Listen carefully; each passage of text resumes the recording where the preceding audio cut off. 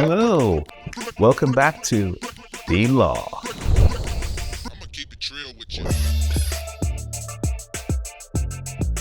Today, I want to talk to you about something historic that just happened with one of my most favorite players, Mr. LeBron James. In the world today, LeBron James, the king. For those of you that don't know, on February the 7th, LeBron James became the all-time scoring leader in NBA history. That is hugely significant. Why? Because that record, I'm telling you, is never going to be broken again in our lifetime. The person who is going to break that record, I'm telling you right now, has not been born yet, because they're going to have to be some type of super freak, type of superhuman that is probably going to have to be genetically bred to break this particular record.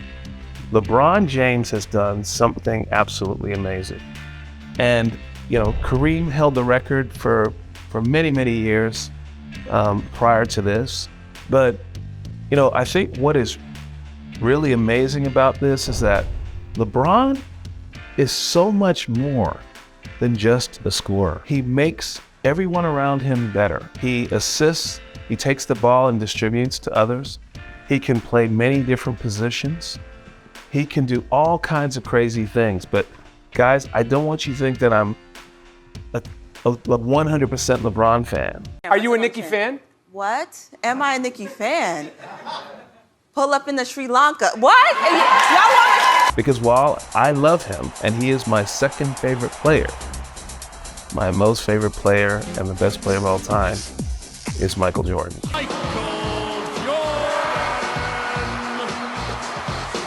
And we can talk about that at another time. When LeBron came out of high school, he had so much pressure on him, signing a $100 million endorsement deal and all that kind of stuff from day one. If he was not going to be a perennial all-star player, winning championships and everything else, people would deem him to be a bust because of all the pressure that was put on King James. But what has he done with that pressure? He has taken that pressure and turned it into fuel. He's turned it into fuel, not only winning programs in many of the cities that he's been in, but what has he done off the court? He's built an empire, a financial empire, not only for himself, but he's changed the circumstances of so many people around him. And I love that. His boys, he's put them in positions to where, hey, let's do some real estate over here. Let's do sports management over here. Let's do agency over here. Let's get into the movies over here. He's got involved in so many different industries, setting up his boys to change the trajectory of their lives and the families of the lives that they're in. So he's not looking just, out for himself. He's looking to change the lives of the loved ones around him. People who are riding that LeBron train, they handle themselves in a very special way. They take care of business. They don't get into scandals. They make money for their business partners. And all these things are fantastic. You don't hear about no drugs. You don't hear about no criminal activity. They handle themselves beyond reproach, which I think is absolutely fantastic, which speaks volumes for the way in which LeBron handles his business on and off the court. And that's a bigger difference between LeBron and Michael. Michael, absolutely, what he's done, and he's become a billionaire and started at Air Jordans, and what he's done for Nike is absolutely fantastic. But what I don't see is that integration with regards to helping the team around you, helping those others, the other families of folks that are surrounding you. He's created an untold wealth for himself, which is absolutely fantastic. And he has no obligation to do other things. But if you're in that position, I think I would be using more of my influence to do other things, to be more outspoken on certain issues. LeBron has no problem doing that. He will get out there. He will talk about Black Lives Matter. He will talk about issues that are really important. Michael doesn't like to do that. And I think once you get to that particular level, once you have everyone listening to what you're thinking and saying, I think you do have a responsibility to say more, to do more, to make sure that people who respect you try to think differently. And it's very difficult for people to try to think differently with Michael because you don't know where he's coming from.